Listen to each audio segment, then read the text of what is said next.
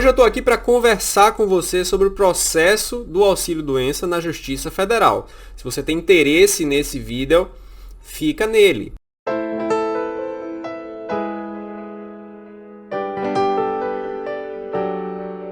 Gente, antes de qualquer coisa, meu nome é Adelmo Dias Ribeiro, sou advogado, tá?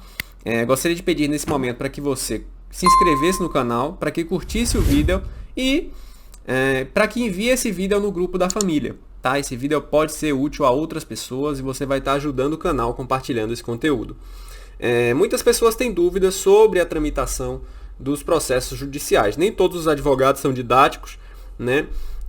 Isso evidentemente não é uma crítica a esses advogados, cada um tem uma forma de trabalhar, mas eu viso fazer esse vídeo para, de uma forma abstrata, de uma forma em alguma medida até genérica, explicar para vocês como funciona o processo do auxílio-doença. Eu fiz um vídeo assim em 2021, teve uma boa receptividade, então acredito que vocês gostem desse tipo de conteúdo, tá?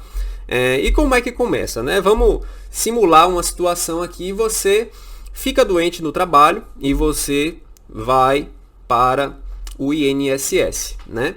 E no INSS você faz uma perícia, aguarda o resultado daquela perícia e de repente você é confrontado com aquela notícia. O seu benefício, seu requerimento foi indeferido, né? Por exemplo, após a realização da perícia, nós constatamos que não há incapacidade para o trabalho, né? O que é que você faz nesse momento? Nesse momento você, segurado do INSS, busca um advogado, né?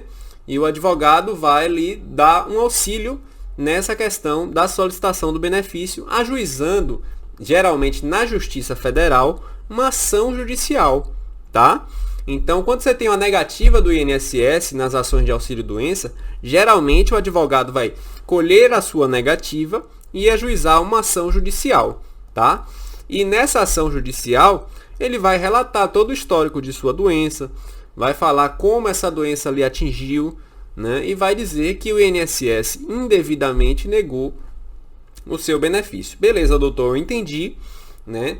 Eu entendi que o advogado vai ajuizar uma ação judicial relatando toda a minha história, né? E os motivos que levaram à solicitação a postulação judicial do benefício, certo? E onde é que vai ser distribuída essa ação? Geralmente, essa ação é distribuída na Justiça Federal, né? A gente tem essa distribuição de competência entre Justiça Comum Estadual e Justiça Federal, né? Então, as ações contra o INSS, por se tratar de uma autarquia federal, né, tramitam, via de regra, na Justiça Federal.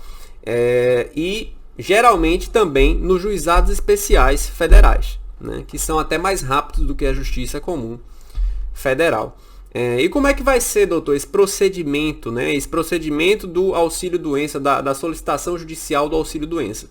O juiz vai receber a petição daquele advogado que vai estar com o seu caso, tá? E provavelmente vai designar o que nós chamamos de perícia judicial, né? A perícia judicial nada mais é do que um perito independente, imparcial do Poder Judiciário, avaliando de fato a sua incapacidade. Por exemplo, você tem problemas psiquiátricos, né? Vai ser designada uma perícia com um médico da especialidade psiquiátrica. E esse médico vai avaliar, olha, ele está incapaz para o trabalho ou não está? Ele pode concluir que há incapacidade ou que não há incapacidade, tá? E também pode concluir se a incapacidade for temporária, se a incapacidade é permanente, tá? Então é isso, você vai fazer aquela perícia, né? E o processo vai voltar para a mão do juiz, né? E nesse momento aqui, caso já exista evidentemente a defesa do INSS, é um momento importante do processo. O processo vai ser concluído para a sentença, mas o juiz geralmente, antes de sentenciar, dá a oportunidade de o INSS ofertar um acordo, né? E aí você tem que avaliar com calma com seu advogado se vale a pena aceitar o acordo, qual é essa urgência de recebimento do benefício. Tem gente que aceita o acordo, tem gente que não aceita. Eu já fiz vídeo sobre isso. Geralmente eu ando recomendando o aceite do acordo, né? Para a gente desjudicializar os conflitos, né? Mas isso depende muito da postura de cada advogado, da necessidade de cada cliente. Então é uma questão muito casuística, ou seja, que demanda uma análise de caso a caso. E o processo foi para a sentença. Beleza, eu entendi essa parte, doutor. O processo foi para a sentença, não teve acordo. Nesse momento, o juiz vai proferir uma sentença, né? Ele pode julgar procedente o seu pedido, ou seja, acolher o seu pedido, dizer sim, tá? E nesse caso é motivo para você comemorar, tá? Como ele pode julgar improcedente o seu pedido, ou dizer não, né? E nesse caso não é motivo para você comemorar, mas também não é motivo para você se decepcionar completamente, tá? Da sentença do juiz, no âmbito do Juizado Especial Federal, cabe o recurso, né? Popularmente conhecido como recurso inominado, né? E se for o caso de justiça comum, ou seja, se seu benefício for maior, né? E você não tiver como pedi-lo no juizado, o recurso que vai ser aplicável ao caso é o recurso de apelação, tá? Então, beleza, vamos supor que você recorreu, né? E agora o que é que acontece com o processo? O processo vai para o segundo grau, né? Que pode ser turma recursal ou tribunal, e esse segundo grau vai decidir novamente o seu processo, vai reavaliar o conjunto probatório de seu processo, tá? E você vai ter como se fosse um novo julgamento. Então, você não perde completamente as esperanças caso você tenha uma negativa no primeiro grau, tá? Doutor, perguntas que são frequentes, tá? Doutor, o benefício já é implantado na sentença? Geralmente, sim. Geralmente, a própria sentença já estabelece a concessão da tutela de urgência. E aí você recebe o benefício por força da sentença. Essa é a regra. A exceção é que isso aconteça de uma forma diferente, tá? Perfeito. Eu entendi. Eu posso recorrer e posso revisitar o meu entendimento daquele processo específico. Mas, doutor, estou com dúvida. E o retroativo? Quando é que eu recebo o retroativo? Tá? E aqui é um tema extremamente importante e também extremamente delicado. Por quê?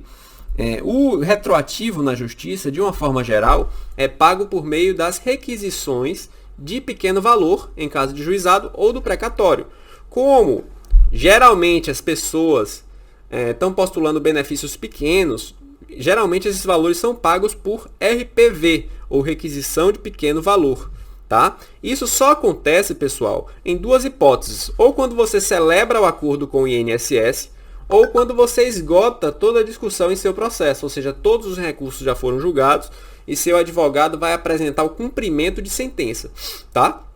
Então, assim, se você fez o acordo ou se o seu processo já terminou, já transitou em julgado, você vai poder executar esse pagamento. E como é que funciona, né? Como é que funciona a lógica da requisição de pequeno valor?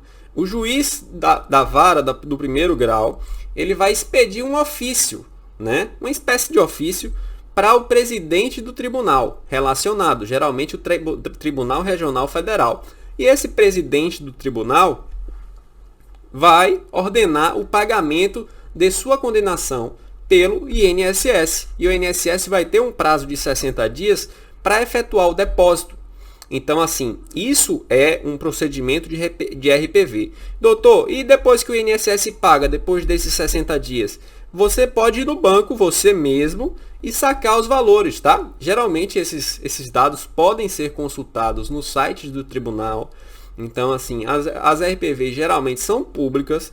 Você pode estar consultando, né, a RPV para saber exatamente o valor que você tem direito e se o valor já está disponível, né? A maior parte das RPVs, pelo menos aqui de onde eu gravo esse vídeo hoje, que é de Salvador, está sendo paga pela Caixa Econômica Federal, né? Você agenda um dia para ir na Caixa efetuar o saque do seu RPV e você naquele dia pode fazer a transferência, pode sacar, isso fica a seu critério, tá, pessoal?